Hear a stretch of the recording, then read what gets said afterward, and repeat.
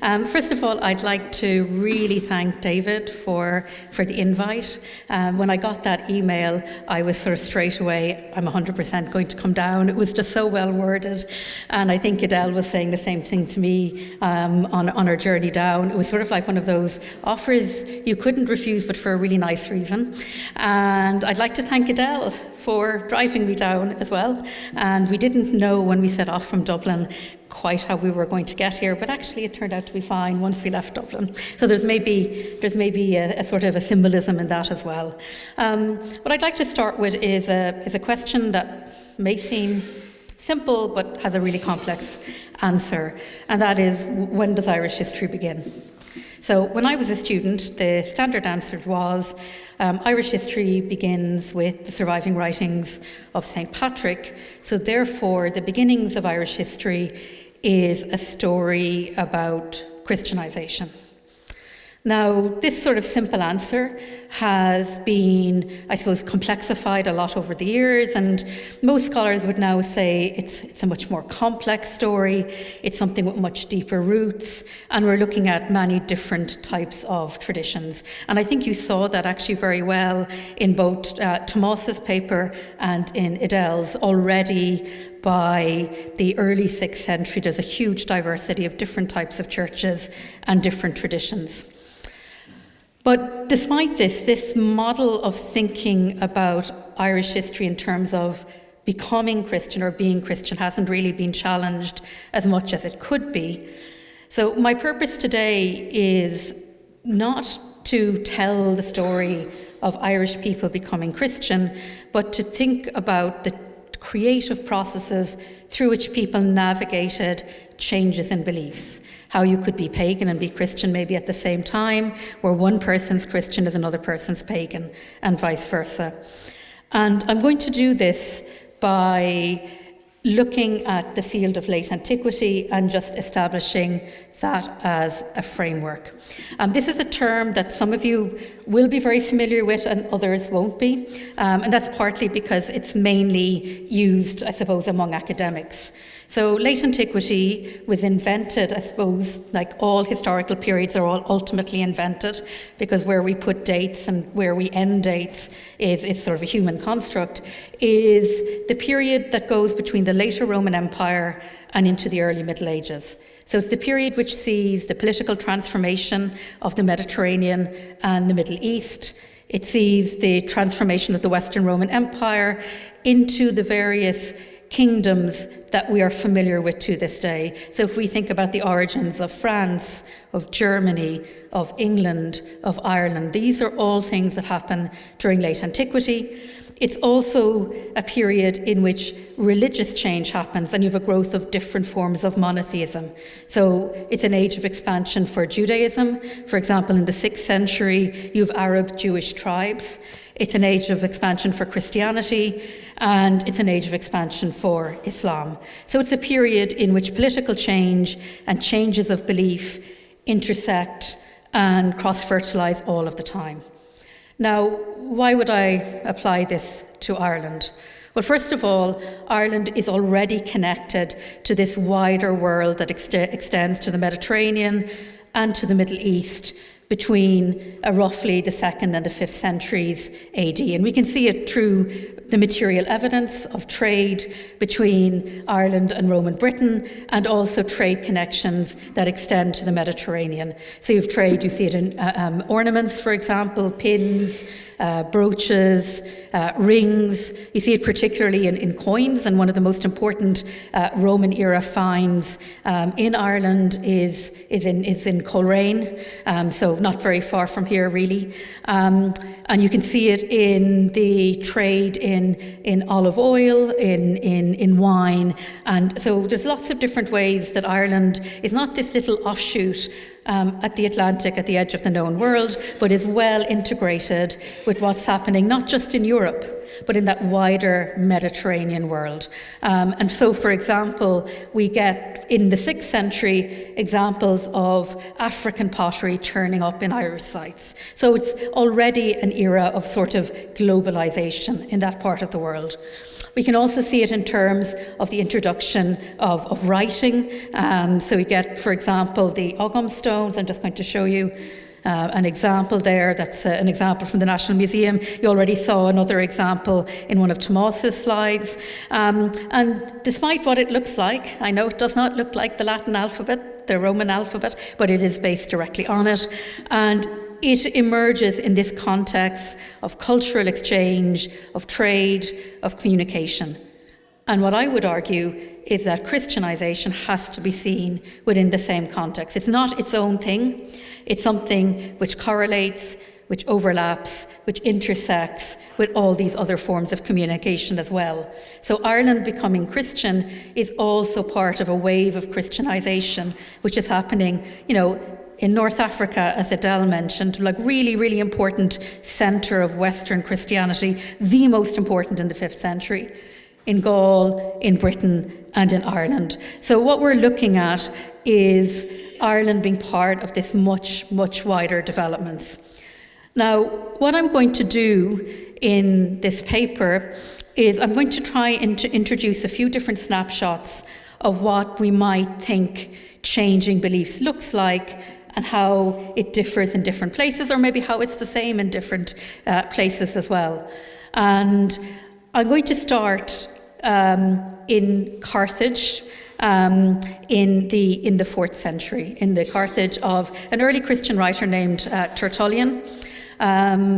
Tertullian was sort of crazy, and he's most famous for a statement in which he said the gateway to sin is women. That men should be really wary of women because they're the devil's gateway on earth. So he was a complete misogynist, though he eventually, we don't know exactly when he died, but he eventually ended up following a religious woman in a sort of offshoot cult of Christianity. Now, the reason I'm mentioning Tertullian, however, is Tertullian gives us a great insight into how one person's Christian is another person's pagan, how the boundaries between being Christian, being pagan, becoming Christian are really, really fuzzy and are very difficult for us sometimes to identify. So some of this I'm taking is based on the work of the great French archaeologist and historian Éric Rébilard, who has examined tried to find Christian burials in North Africa. And what he found is you could not tell the difference between pagan and Christian burials. Okay, this is the background to what Tertullian says. So among his many writings are two which address the Christian community in Carthage on behalf of them in one case, and directly to them in the other. So the first is a letter to a Roman official, a man named Scapula, shoulder blade, who is the local bureaucrat in Carthage. And Tertullian is writing to him to say, you know what, our Christian community is being persecuted, the Christian burials are not being respected, our burials are really different than pagan burials. And of course what Rébilard discovered when he did the digs there is that in fact they weren't really that much different at all. So, one of the things that he saw, for example, is that practices such as funeral feasts, which were associated with paganism, were happening in Christian burials. So in this one, he makes a big distinction between them and us. So us, the Christian community, we're being persecuted, we have our own rights, we were different, and we should be protected. His next text that I'm going to mention, it's called De Idolatria, so obviously concerning idolatry and paganism. And in this, he's writing directly to his Christians, and he says to them, "You're the same as pagans. I cannot tell you apart." He said, "You mightn't be going into the temple, but you're selling incense to those who do. You're taking part in civic life in Carthage. You're contributing to the city, but you shouldn't be. You should be separate. You should be a Christian community on its own." In reality, what we're almost certainly seeing is that Christians in Carthage, at some points, their religion was really important to them. And, you might see that in terms of burial, because, entering and leaving the world are two really important moments, which are often, surrounded with sort of ritual activity. But they're also Carthaginians, and they're also taking part in civic life in their city. So for them, being Christian means one thing, becoming Christian means one thing, but for Tertullian, it means something different. So what we're seeing here is that boundary between being pagan and being Christian, what constitutes being pagan, what constitutes being Christian, is something which is continuously being negotiated again and again and again. And that negotiation can create a sense of them and us, or it can create maybe a more accommodating picture, such as Tomás actually referenced a bit earlier. That model that Tertullian has of there's Christians and there's pagans is something that we see also in the writings and in the writings about Columbanus. Now, Columbanus, he's a Leinsterman, grows up in 6th century Ireland, eventually goes to the continent. He goes to Bangor first, probably one of the most famous people associated with Bangor, and then he goes to the continent. He falls out with everybody along the way. He founds a string of monasteries. The writings of Columbanus, whatever about Patrick, and like Patrick can be a bit of a drag at times, reading Columbanus is painful in the extreme. And every time I have to do it, I just have to sigh and, build up the courage and promise myself a treat afterwards. But anyway, he is somebody who is very much refers to his identity as being Irish, really interestingly enough. And he has quite a, let's say, a very ascetic and very strict view of what Christian practice involves. Okay, and it runs through all of his texts.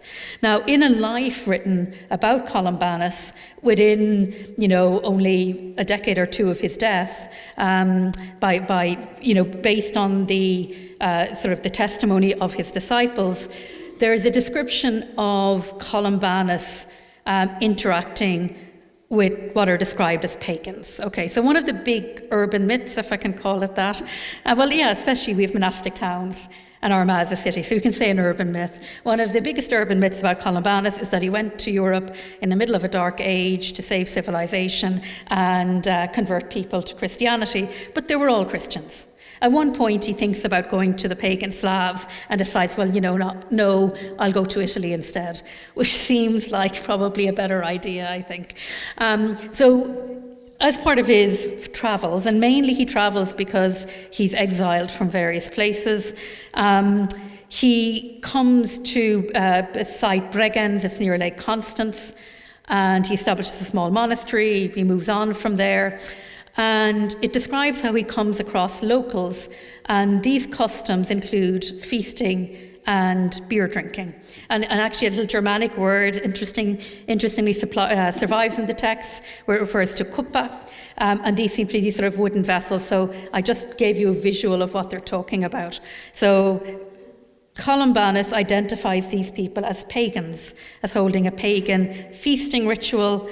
He sees it as demonic, and then according to the life, I think we can well believe it didn't happen the way it's described. There's an intervention from God, and the beer casket is broken up, and all of that probably very nice ale is completely wasted. Now, when people looked at Columbanus originally, maybe up until the 20th century, this text was taken at its word. And is probably responsible for that idea of Columbanus going out among the pagans. But most people would now say these are probably Christians having, a ritual feast, maybe a funeral feast. It's hard to know from the context in how it's described, but Columbanus looks at that and he sees paganism. So again, he's a very strict idea of us and them. Now, what does it look like when it isn't as strict as that? So I want to move forward to the early Irish situation again and think about how do early Irish writers conceptualize the relationship between being Christian and being pagan, or maybe just being somebody who follows native custom. And what I'm going to sort of introduce you to is a collection of legal texts referred to as the Seanachas Mar, which means something like, the great tradition. And most people would now say the Seanachas Mar is maybe compiled in the maybe second half of the 7th century, with individual bits of it maybe being a bit earlier. But what's interesting with the 𝐶𝐴𝐻𝐾 Mór, it also is one of those early texts or set of texts in which the idea of the importance of Patrick is really stressed across the various 𝐶𝐴𝐻𝐾 Mór texts. Now, what the 𝐶𝐴𝐻𝐾 Mór is, it's basically Irish customary law. Various parts of the 𝐶𝐴𝐻𝐾 Mór look at all types of aspects of life. So, are you a beekeeper? Do you need to build a dry stone wall? Is your neighbour going into your property? Should you be organising fishing in a community way in the river? How do you manage different types of land? Okay, so it covers all of these very, very basic, or it could be, if you're a king, what are your rights? What are your responsibilities? Especially if you're not a king, what are the responsibilities you owe to those who are higher up the social scale? So very, very hierarchical, very unequal. Really, really interesting though, and it's a really, if you ever wanted to look at something and sort of get a sense of what early Irish society is like, I'd really recommend 2 books by Fergus Kelly, his Guide to Early Irish Law and his Early Irish Farming, which is an absolutely amazing study. But one of the things that it's doing, it's bringing the church into this customary area. So it's giving the church as an institution, and like as Tomás was saying, the church owns lots and lots of property by the time the 𝐶𝐴𝐻𝐾 Mór is being compiled. So it's how do we fit the church into what's already there? And what they do is they tell a series of stories in which they argue effectively that becoming Christian doesn't mean you have to stop doing things the way you're used to doing them. So becoming Christian isn't about making a huge change in your life. It's about how your life and what really makes sense to do in your life is brought into the church. So in a way, Peter Brown, I did a slide there earlier, which is a wonderful world of late antiquity. Peter Brown has this great idea in which he refers to micro-Christianities. And so he said, everywhere you go, and it's like what Edel was saying as well, everywhere you go, Christianity adapts locally to what it finds. And it's one of the reasons Christianization is so successful. So it's not about imposing a system on a people or on places where that system isn't going to work. So in the prologue to the 𝐶𝐴𝐻𝐾 Mór, they describe how Patrick is the guarantor for the fact that lots and lots of areas of Irish law have nothing to do with Christianity. So what he does is they describe Patrick as bringing together a sort of a 𝐂𝐚𝐲, a group of experts on law and religion, experts on native lore. They form a commission of 9 people, and then Patrick goes, well, this is great because there's so much parts of life which are just about the good way of doing things, and as long as they're not in conflict with Christianity, that's absolutely fine. And that more accommodating model is the one which is really, really successful.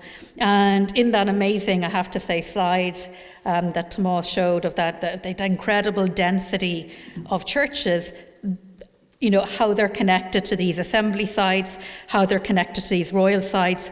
It's that culture of accommodation. And that really is the defining, I think, nature of what happens for Irish Christianity. However, that cultural of accommodation isn't necessarily entirely straightforward for writers. I think by the end of the 7th century, they're pretty secure in what they're doing. But before that, there's still a little bit of debate about, well, maybe the pagans are still there. Are we really being pagans or are we really Christians? So there's a sort of a moment, I would say, of anxiety in that second half of the 7th century, and we can see it in the writings of, and Edel mentioned them, writers of biographies of Patrick in the 7th century. So they take the Patrick, they take his own words and they transform them, let's say, so that they're almost unrecognisable. These two of them, 𝐸𝐴𝐻𝐾, who writes sort of a biography of Patrick, and then another man named Tíreachán, bishop, Connacht bishop, who describes the different places that Patrick goes to. And Tíreachán, in particular, has a deep anxiety about the existence of pagans among us. So what we're seeing in the 𝐂𝐚𝐽𝐻 Mór, this, well, you know what, it's fine. The customs are fine, they're not pagan. 𝐶𝐤𝐿 isn't quite at that point. And I want to describe 3 anecdotes in which we can see this. So the first one, and each one of them is about burials. And if you're interested in sort of burials and looking at them and telling pagan and Christian apart, or not actually being able to tell them apart, I really recommend the work of Betty O'Brien. Her Mapping Death book is a really, really, really great introduction. And what Betty found, like what Eric Rebiard found, is you actually can't tell them apart. Okay.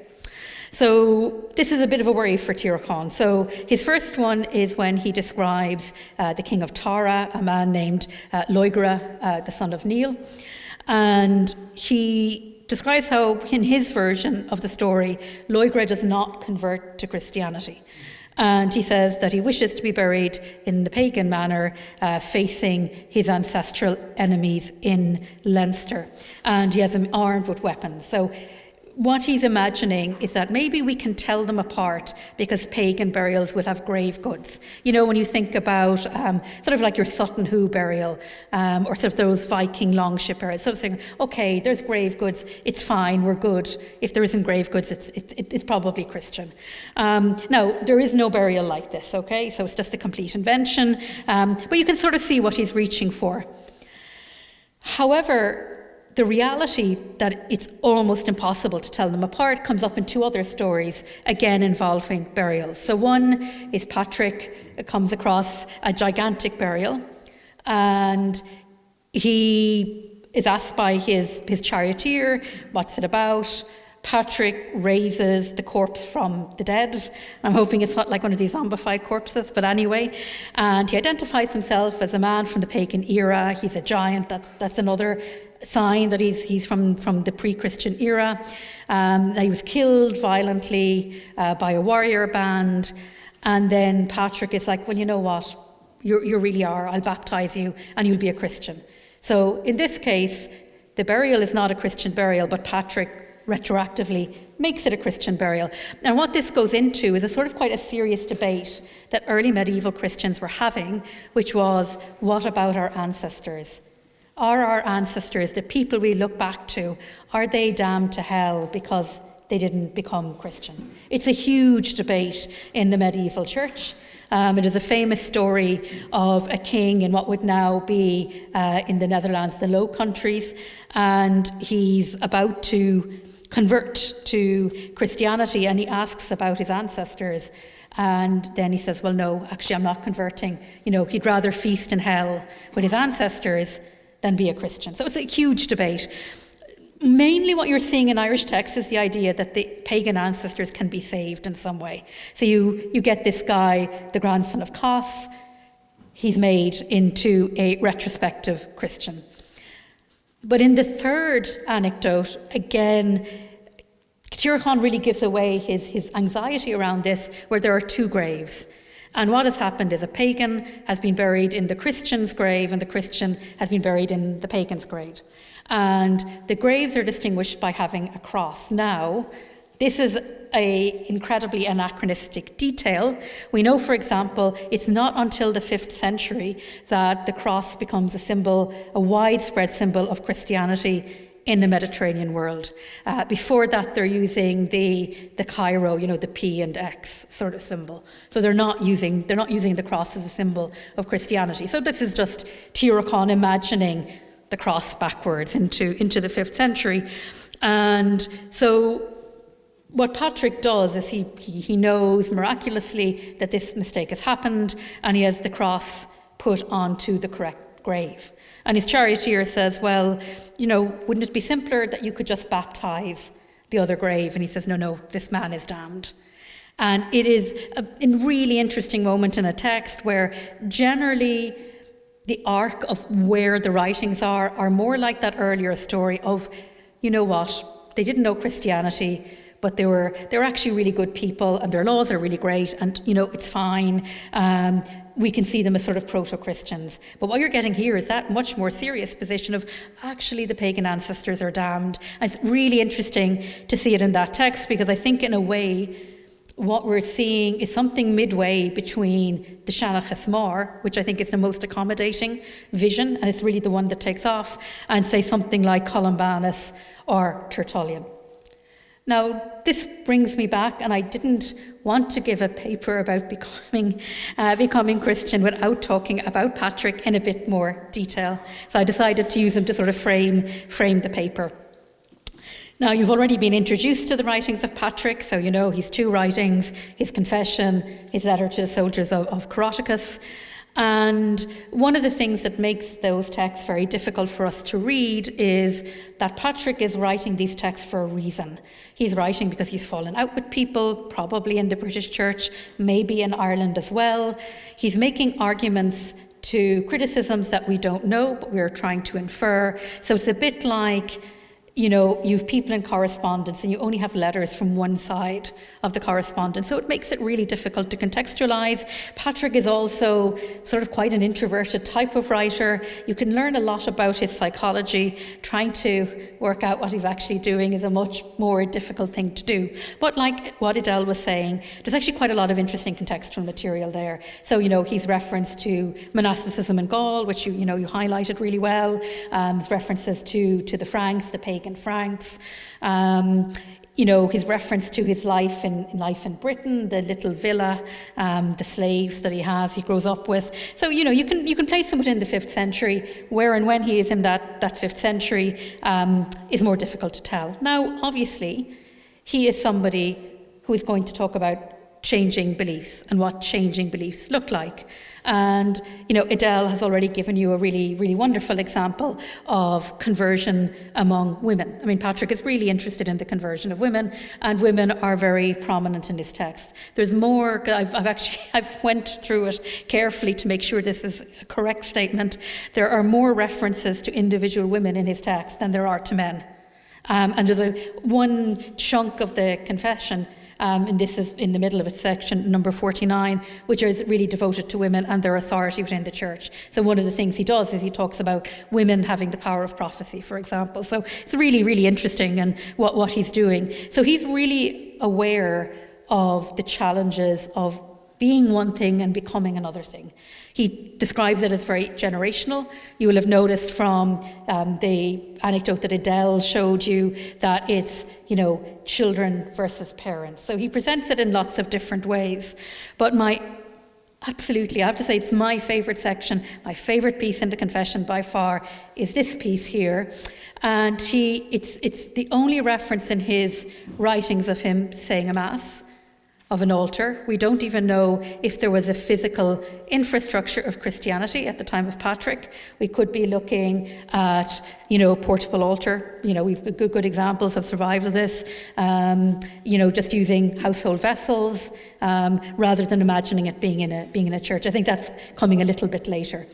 And Patrick, one of the things that's sort of fascinating with Patrick is he keeps circling back and forth on his chastity, probably related to a sin. As he said, it was only in an hour of a single day that he commits in his youth. And I think you can sort of you can join the dots fairly simply, I think. So in this one, he comes back to that tired thing. I mean, you do get tired of reading about the chastity, I'll be honest. And he talks about, you know, he's at the altar, and the women, they're giving him little gifts, and I just love that, the little gifts and their ornaments, and they're placing them on the altar, and it's just a love. And I just gave you a few visuals of how we might think what that looks like, what they're doing. And what's really interesting is he uses that word, you see it there, monuscula, uses that word munus quite a lot when he's referring to payments that he makes to individuals, and it's part of an ongoing debate in the confession about whether he is financially benefiting from what he's doing. Now, the reason I'm focusing in on this is not about the financial benefit, however, I want us to think about the women as active participants. So Patrick is the filter through which we are actually seeing Irish, first generation Irish women becoming Christian, in the act of becoming Christian, in the act of that cultural exchange and adaptation that involves. And I just think it's an absolutely amazing example. What are they doing putting the gifts on the altar, okay? So for Patrick, he's going, yeah, they're really trying to seduce me in some way. But maybe They're following on older religious traditions where placing objects in important places is a way that you can show, your worship of whatever supernatural being you're doing it for. And I think what we're seeing here is a moment of cultural misunderstanding captured beautifully within the text of Patrick. And it shows us, what is it like? What is it like for these people in the 5th century? What is it like to become Christian? What does it mean in terms of their daily ritual? So is their daily ritual, we bring objects of importance, we place them in a particular place? I think that's probably what it is. I very much doubt that these women were trying to seduce Patrick. I think the likelihood of that is possibly zero. And the other thing is, how are they responding to the liturgy? How are they responding to this new way of doing things? And you could think of it in lots of different ways. One of the things Patrick emphasises is the celibate vocation as something really important. Do they look different? Do they mark themselves out in a different way? Do these early Christians have a distinctive identity? And one of my, pet theories is that somebody like Columbanus, this very sort of severe Christian, is coming from that very early, I think, Christian experiences. So I think what we're seeing here is a rare moment where the people who are becoming Christian speak to us. And it's really important, because mainly when we're talking about historians, and I think this is probably the greatest weakness when we talk about it from, just the point of view of history and not thinking about the material culture, is we're telling stories that are about people, but they're not the stories that people themselves are telling. And I think this is just a rare example of that. I want to finish with sort of a final point, circling back to Tíorchán again. And it relates to this issue of this new practice, this new liturgy. What does that mean? What does it mean for people? What does it mean in terms of the places they used to go to? And this is an area where we have lots and lots of evidence for continuity. So in Tíorchán's life of Patrick, when he's not obsessing about burials, he's obsessing about wells and springs. And he has a huge thing going on in that. There's several examples in which the wells and the springs are seen as sites of demonic worship. So in other words, of non-Christian worship. Patrick comes along. In one case, he performs an exorcism, and they become dedicated to the saints. And anybody who looks at the religious landscape, even to this day in this country, will see that this is very much the case. Springs and wells are really, really important. They're really important even to this day, important form of local Christianity. So that's an example from a spot I really like in the Burren in County Clare, Eagle Rock. You've got an early ecclesiastical site, and you also have a rag tree there where people are doing their own form, I suppose, of sort of religious identity. So what we're seeing across a lot of these texts is that sense of, is it a tale of accommodation, or is it a tale of dislocation? And for somebody like Tíorchán, he goes back and forth between them. But mainly, it's a story of accommodation. And I think this is a really important point that I'd like to emphasize with you, is that instead of having a binary of being pagan and Christian, I'd like us to think of it as a continuum of belief. And within that continuum of belief, certain practices transfer from one to the other. The well remains important. Different types of, say, inauguration remain important, but they're reframed according to a Christian message. There is a really interesting example of this from across the water in the text of a really important early English writer, a man named Bede, a monk writing in the 8th century.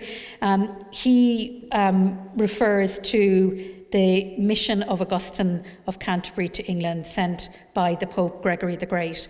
And there's a series of letters between Augustine and Gregory, and Augustine is sort of like, what am I going to do? These people aren't really listening to me. And Gregory says, look, if this is a day that's important to the pagans, dedicate it to a saint. If this is a place which is important for them, again, dedicate it to the saint. So early Christians had ultimately, despite our Tertullians, despite our Columbanuses, most early Christians ended up with a very pragmatic approach in which they purposefully blurred the distinction between us and them. And by doing that, they actually ensured there was a lot more us. So if we're looking at why is Christianity successful, why does it take off, why do we see all of these churches, it's because of how that accommodation works. So I will finish on that happy accommodating note, and thanks for listening.